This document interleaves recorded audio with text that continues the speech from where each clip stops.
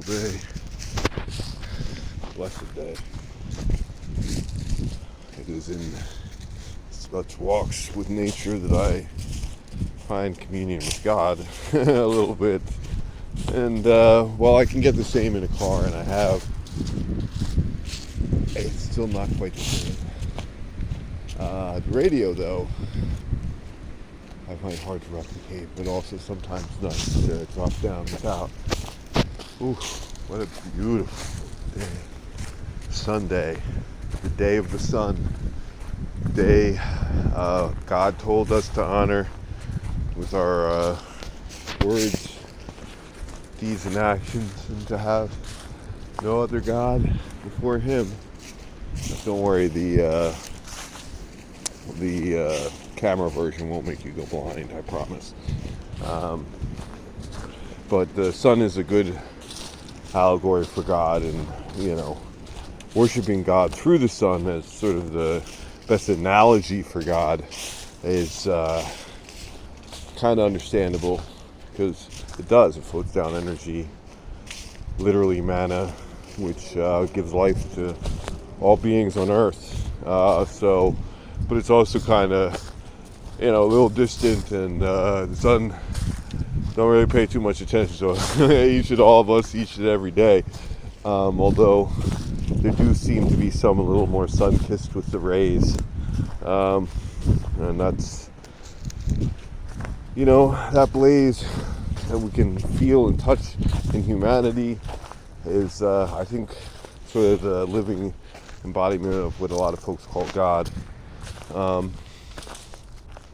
trying to do our best to update and improve, and I think even in terms of God, in terms of the interpretation on the earth, is always, even the holy men bring stronger adherence and somewhat of an upgrade, a different way of looking at how we've looked at things for thousands of years, because we've changed. I mean, in terms of do women have any choices in making decisions? Yeah, I mean, they're beautiful, beautiful creatures on whose half is, the reproduction of our planet. And they do stuff I don't do, and can't do, and don't have to worry about. Specifically, there seem to be a little better at some things I'm fairly terrible at for any male. So, on this International Women's Month, I've been thinking a lot about a better deal for women and how to make that come to be. And I think this sort of sense of identity of man and woman and the relative limits of this. I mean, I'd say that it is true that there's bigger differences between men and women than there are between any specific race.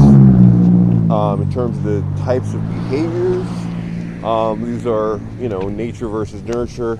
They do have some things which accentuate, but not much. I mean, humans are pretty much humans. Strong and much closer related than, the various different breeds of dog.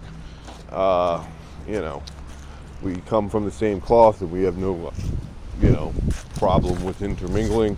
And that's because we may have different skin colors, and our cultures may sort of lead us some way, but thinking that, certain ideologies or mentalities or ability to be smart or be able to succeed in a certain situation based on skin tone is just negligible, other than some sort of mass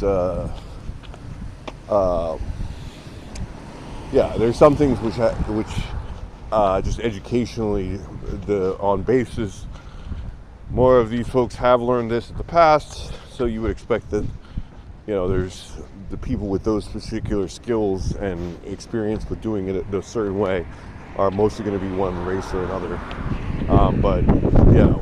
That said, it is pretty good time to be Black American. Most corporate America, you have the chance. It's cool to have black folks. It's advantage, and frankly, it's obvious. I mean, there's people who have talents who can make money and will help you do what you got to do, and very few people are that racist to screw over somebody else, especially when it's law. So, there's a lot of opportunities people in other places don't have. In Hollywood, it's even cool, and Hollywood's been reluctant to really kind of properly compensate women and minorities for a long, long time. But there's definitely opportunities out there. We need to, also realize that there's limits to that too. You don't want to, attribute anything or say that any one group is necessarily more evil than any other. Like, evil lurks in the hearts of men and women when we abuse things that we shouldn't. Take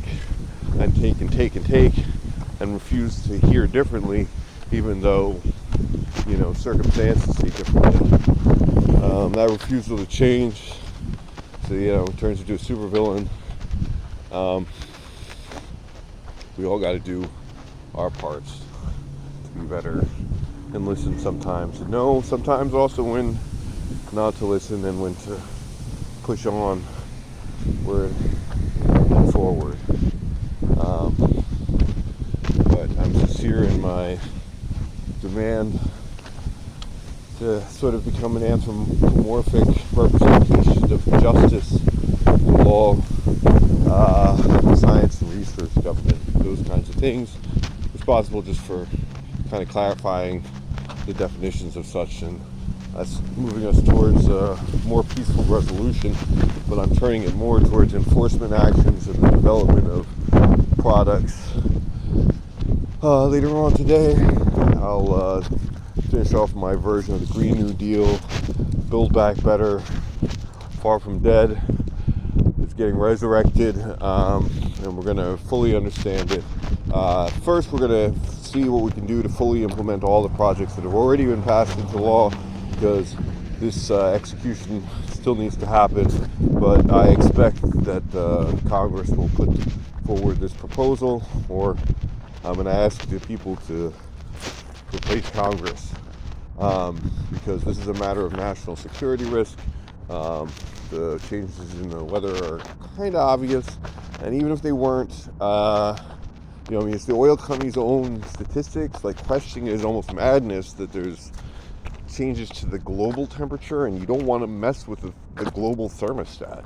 Now, as a chemist, I understand there's a lot more to that. Like, it screws up the balance and kills a lot of whales and destroys their food supply. Makes their life, because they're literally getting closer to boiling, and then there's more hurricanes, and the same way it's hurting us on the land, it can also hurt them in the sea and the things that they do. So it's a massive change. It comes out to like 40 pounds per person per day, and when I lose that numbers, like, if you don't understand that you and every member of your family and all the people you associate with putting up 40 pounds of CO2 per person per day at a minimum, it's really about 5 times that. If you include the global supply chain, then, and for some people, way worse, including, yes, people to climate change meetings that are hypocrites and just in it for the money. But we're going to make green and define that, and I have a plan. It's about $5 trillion. Most of it is from direction of private funds into fairly stable, fairly high yield return on interest bonds paid directly from the government to upgrade the infrastructure. So we'll be asking the American people for the money and then return. I want to do 7%, and it's really for the people. It's like middle class, like really middle class, like under 250,000, et cetera, primarily. I mean, everybody gets it, but it's just not big enough that, it's only for 250,000. Nothing more gets that, other than like pension funds or whatever, because that helps, large scale numbers of people too, and invest the money back into the return on the investment. Like, you're going to see things go up to improve our country and our world, not just because it is a national security risk, which it is, but it's also just time to start fixing and upgrading, the mess of traffic, figure out how people get from back and forth from place to place, fix whatever. I mean, I do like to drive, and I understand wanting to have your motorized sled. Got no problems with it, but I really enjoy walking places. And how you guys doing?